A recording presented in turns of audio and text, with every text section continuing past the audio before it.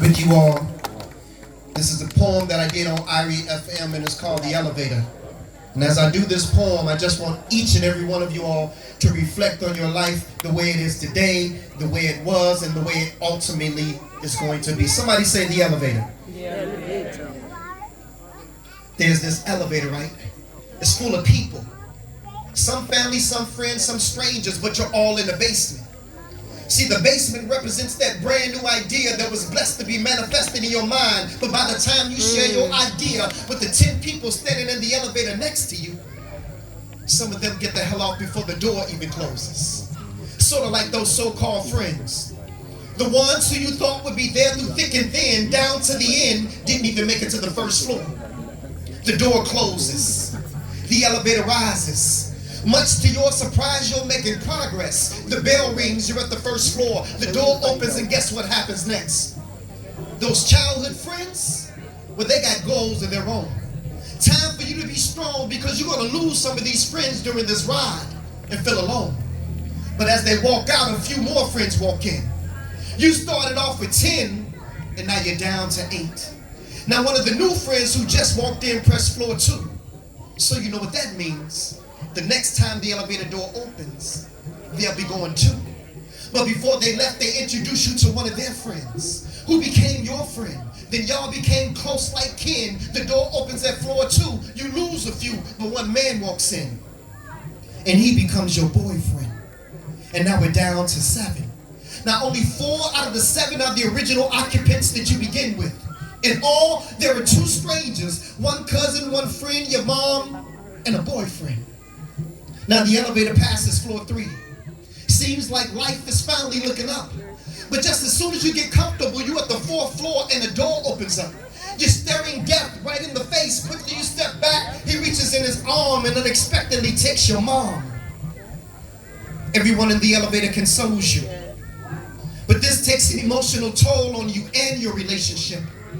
Everything you ever believed in or ever knew about is in doubt. You become so emotionally cold that right before the doors close, your boyfriend walks out.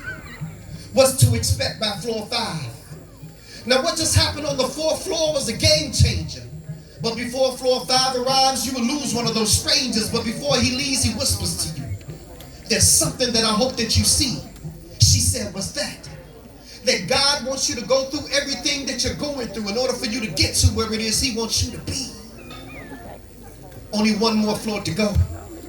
But between the 5th and the 6th floor, you notice something. The other stranger reaches around you and hits the stop button. Everything is frozen except you and him. He said, "Okay, it's time for us to talk." Now I've been here since the beginning.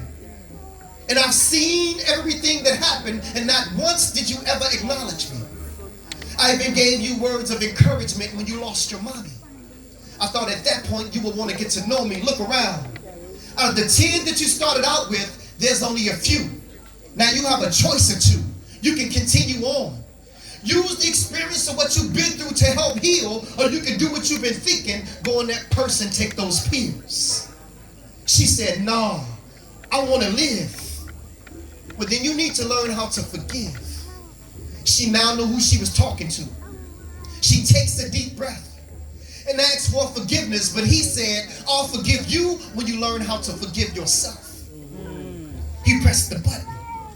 The bell rings. The door opens at the 6th floor.